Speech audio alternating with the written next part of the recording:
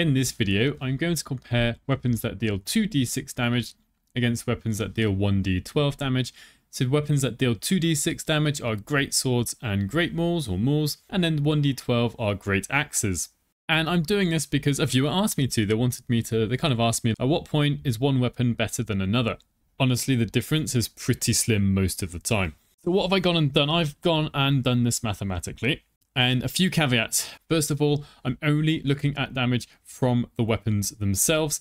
I'm not adding in any flat bonuses. So I'm not adding in things like strength bonus or weapon enchantment or any sort of oil you've applied to the weapons. And that's because the flat bonuses will just shift these numbers up and down by an equal amount. Secondly, I'm ignoring the hit chances because we're going to be presumably using the weapons on the same character. So the chance to hit with the weapons will be the same. Obviously, that won't necessarily be the case because you might have a +2 weapon and a +3 weapon. If you have that sort of situation, I would always advise the one with the greater to hit bonus because then you're more likely to actually hit and do damage. Plus you do a tiny bit of extra damage. So how does this all work out? I've got loads of numbers on the screen here. So first of all, up here, I've got the damage of the greatsword, the 2d6, right? The average damage of 2d6 is 7. Then if we get a critical hit, assuming we've got no other bonuses, we add another 2d6. So the total damage on a critical hit is 14. On a normal hit that isn't critical, it would be 7. On 1d12, the average damage is 6.5. So on a critical hit, the average is 13. So we can see there, without looking at any other bonuses, adding in anything else, a weapon that does 2d6 damage will do more damage than a weapon that does 1d12. But the difference is half a damage, which is why I've said it pretty much makes no difference. These here are the percentage chance of getting each number. This has come from anydice.com. One thing I haven't included in the calculations is the standard deviation, like kind of how spread out or what the chance of getting each number is. So when you roll more dice, you're more likely to get the average number and less likely to get the extreme numbers. So rolling 2d6, you're much more likely to get like 6, 7, 8, 9. Whereas if you roll a 1d12, you are equally likely to get 1 damage as you are 12. Honestly, I kind of prefer rolling more dice because one, the average is higher, and secondly, I'm less likely to get the lower numbers. I know I'm less likely to get the higher numbers, but it sucks when you get the low numbers. I'd rather get the middle more often than get the low and the high. Down here, so over here, I've calculated the average damage for every swing, including critical hits. So although the critical hit average is twice as much as the normal damage, how often do we get critical hits? Well, 5% of the time. That's not very much. So for a greatsword, on average, the damage coming from the greatsword is 7.35. When we take into account we've only got a 5% chance to get a critical hit. For a great axe, the average damage is 6.825. What I've also calculated is if we attack with advantage, which can be very easy to get, especially if you're a barbarian, especially if you're wearing the risky ring. We're more likely to get critical hits. What is that increased chance? Well, I've got that down here. I've kind of needed these in each of the tabs to kind of include this in the calculations. So if you need a 20 to get a critical hit, if you roll with advantage, you've got a 9.75% chance of getting that. To roll a 19, normally it's a 10% chance. With advantage, it's 19. And so we can see here what the chances are. And it isn't double, okay? It's not quite as simple as that. If you're interested in the formulae I've used, I would just pause the video. We've got them up here. So I've got Google Sheets to calculate the damage done if we need a critical hit on a 19 or an 18 or 17, 16 and so on. And then with and without advantage for 2d6 and 1d12 weapons. So just for your normal character, any odd character without any bonuses, we end up with a graph like this, where 2d6 is always above 1d12. That's not the end of the story. So we can see down at the bottom, I've got some tabs. The next tab along calculates the damage done if we have the Barbarian Brutal Critical ability, which we get at level 9, which lets you add 1 extra damage die to critical hits, or your half-orc, which annoyingly, their ability is called Savage Attacks, and that does the same thing, adds an extra damage dice. It doesn't double the damage dice that you've rolled, so what this means then is for greatswords, we roll 2d6 for the normal damage, and then the critical extra damage from the critical hit is 3d6. And for the greatsword, the normal damage we roll is 1d12. And if we get a critical hit, it's 2d12. And I want to point out this is either Brutal Critical or the half-orc ability of Savage Attacks, not both because that's on the third tab along. So I've simplified the data now to put it down to 2 decimal places. I don't think any more than that is worth looking at. Honestly, even 2 decimal places is probably way more than enough. And then on the graph, I've now put both sets of data of attacks with advantage and without advantage onto the graph. Now I do kind of apologize for these spreadsheets. I'm not one who's really good at laying these things out properly. I just made this up as I went along. So sorry if some of you are screaming at me for not making it look nice and tidy. But importantly, we've got this graph at the end. Now, interestingly, the lines start to overlap now. I haven't got the labels done very well, but the bottom two lines are without advantage, the top two lines are with advantage. So we can see that if we've either got the Barbarian level 9 ability or we're a half-orc, and we're wielding a great axe that does 1d12 damage, we need to have a critical hit chance of 17 or better, so 17, 16, 15, if we're attacking without advantage, at which point the great axe becomes better. Or if we're always attacking with advantage, we only really need a critical hit score of a 19. And we can see this in the data. In fact, it's not even 9. Wow, it's so close here, right? 0.03 difference. If I rounded this to 1 decimal place, they would look the same. Without advantage, it's exactly the same damage, 9.10 damage, to get a critical hit with a 17. And I just want to point out, these are without the static bonuses. And the damage differences here are so slim. So for example, up here, we just do a normal attack, haven't got any bonuses to critical hits, and we're wielding a greatsword. We do 0.38 more damage per attack. It's going to make no bloody difference at all. Especially when you've got a +4 or 5 from strength, a +2 maybe, or +3 from your weapon enchantment. Maybe it's dipped in fire. Maybe your weapon does an extra 1d4, 1d6 damage, like psychic damage or something. You've got a ring that lets you do an extra 1d4 damage. The differences coming from the weapon are so slim, so small, that it pretty much makes no difference. The only place it really does make a difference is in your chances of getting the highest and lowest values. So with a greatsword or maul, we're more likely to get the average. With a great axe, we're more likely to get the higher numbers, but we're also more likely to get the lower numbers. Anyway, let's come to the situation where you are a half-orc barbarian. So you get an extra 2 damage dice added for every critical hit you do. So for example, you swing with your greatsword, you get an average damage of 7 from the greatsword, again ignoring any bonuses. If you get a critical hit, you get an extra 14 damage on average. I know it's just an average, and that's for a total of 21. But if you were holding a great axe instead, on average you do 6.5 damage, not very much. But when you do get those criticals, you do start to hit actually quite a bit harder. In this case, the average damage is 26 on a critical hit, but the chance of a critical hit is very slim. So for the weapons with 2d6, we only do an extra 10% damage from the critical hits. Now if we've got advantage or we critical hit on a lower number, it starts to go up and up.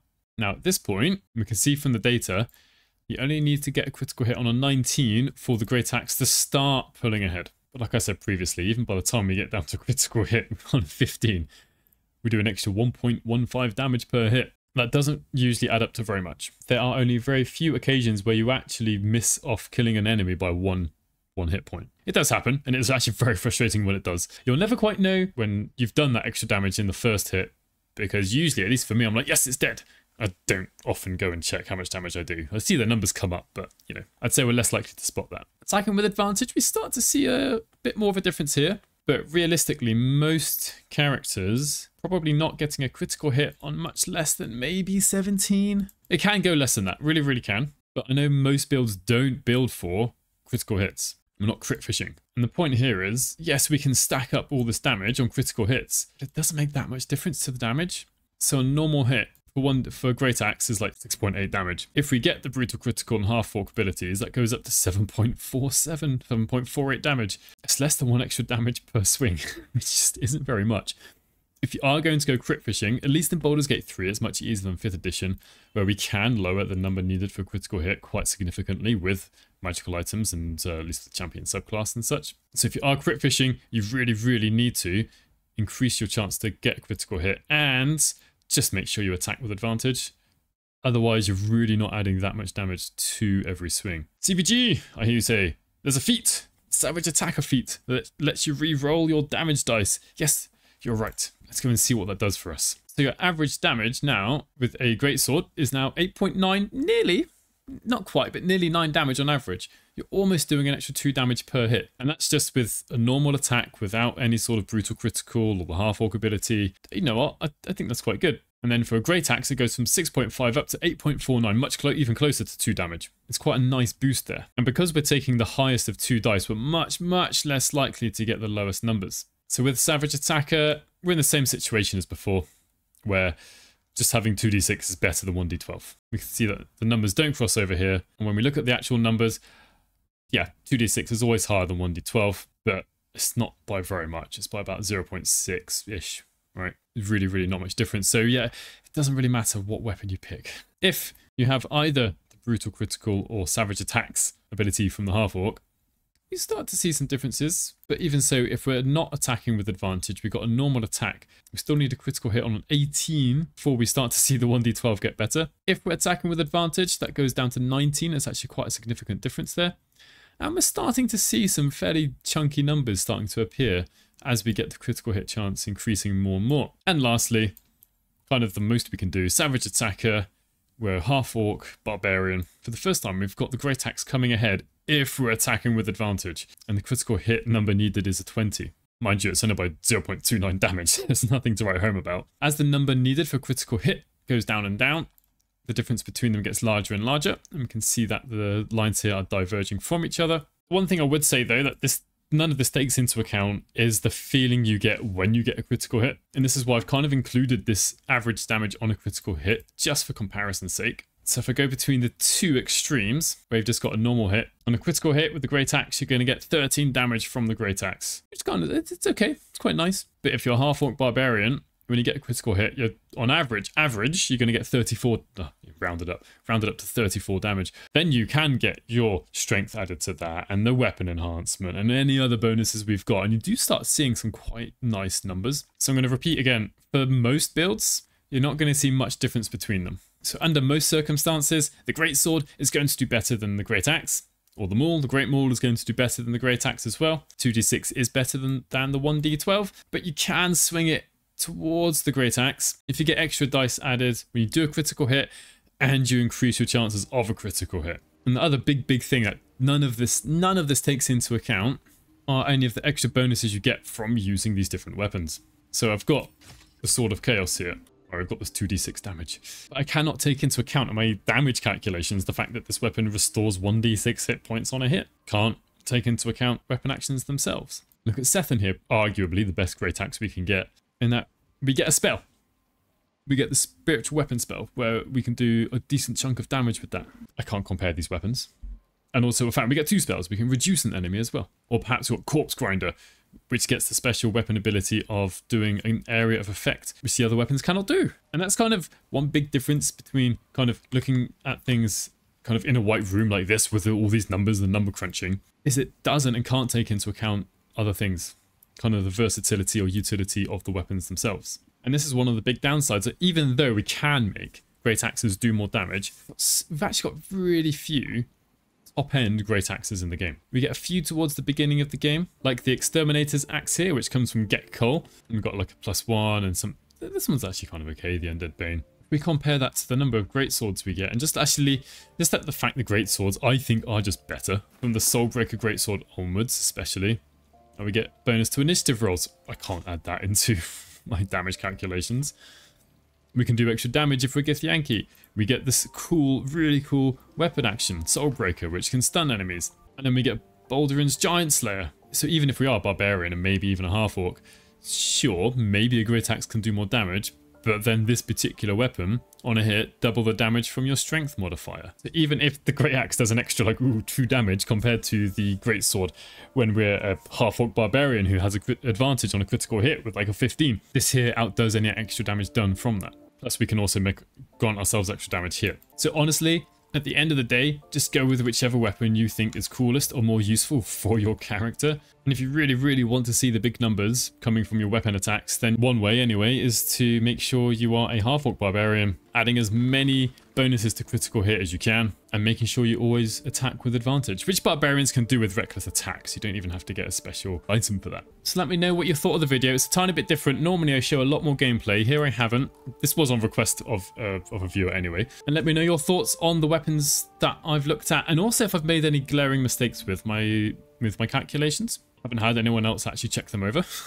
You know, I've probably only got an intelligence of like 8 or 9 anyway. So yeah, please do let me know if I've made a mistake. And it's also why I've tried to show these spreadsheets here. Hopefully you found it useful. Thank you for watching, and to the members of my channel, and hopefully I'll catch you in the next one.